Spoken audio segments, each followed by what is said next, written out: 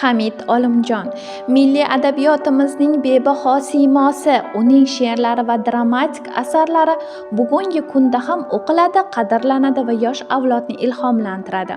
Hamid Olimjon 1909-yil 12-dekabrda Jizzax viloyatida tug'ilgan. Uning turmush o'rtog'i shoira Zulfiya bo'lgan. Ularning ijodiy hamkorligi o'zbek adabiyotida noyob juftlik sifatida tarixga kirgan.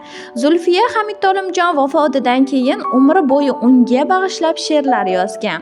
Hamid Olimjon xalq og'zaki ijodini chuqur o'rganib, zamonaviy she'riyatga uyg'unlashtirilgan.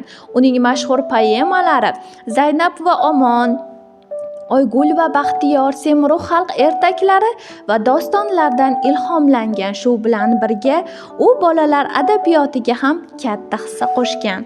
Hamid Olimjon o'zbek adabiyotida yorqin iz qoldirgan. Uning hayoti iste'dod, mehnat, adabiyotga sadoqat timsolidir.